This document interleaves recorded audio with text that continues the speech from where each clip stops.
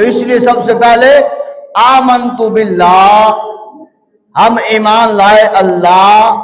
اللہ تیرے پر۔ اب ذہن میں کافی سارے سوال پیدا ہوئے کہ جس خدا پر ایمان لایا، جس خدا پر ایمان لائے ایمان والے،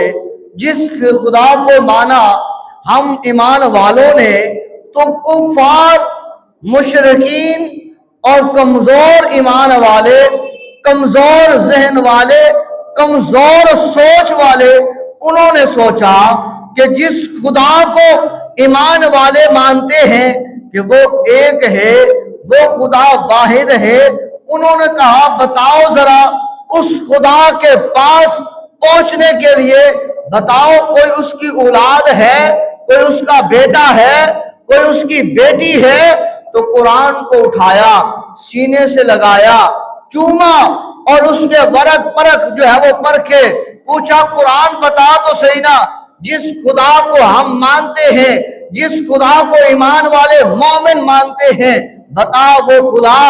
اولاد والا ہے؟ تو قرآن نے کھول کر بتایا سبحانہ ان یکون لہ ولد، قرآن نے کہا نا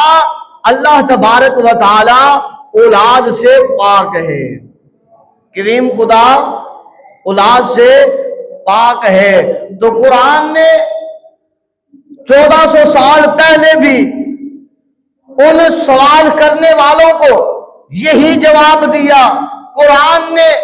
جب سے یہ کائنات بنی ہے تب تک آنے والے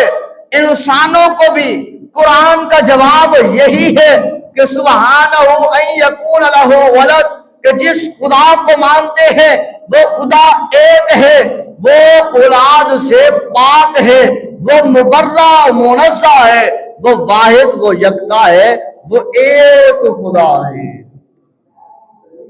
یہ قرآن ہے۔ آدم علیہ السلام سے لے کر امام الانبیاء صلی اللہ علیہ وسلم تک آدم علیہ السلام پہلے انسان ہے جن کو اللہ تبارک و تعالیٰ نے بنایا۔ کائنات میں جب تک قیامت آ نہیں سکتی تب تک آنے والے سبھی انسانوں کے لیے قرآن کا یہی جواب ہے، لوگوں سنو سبحانہ ان یکون لہ ولد، کہ اللہ تبارک و تعالی اولاد سے پاک ہے۔ پھر کسی کے دماغ میں ذہن میں آیا انسان ہے نا، ہم اس خدا کی عبادت اس معنی نہیں کرتے، شکر اس طریقے سے نہیں کرتے جس طرح کرنے کا حکم دیا گیا ہے، عبادت اس طریقے سے نہیں کرتے۔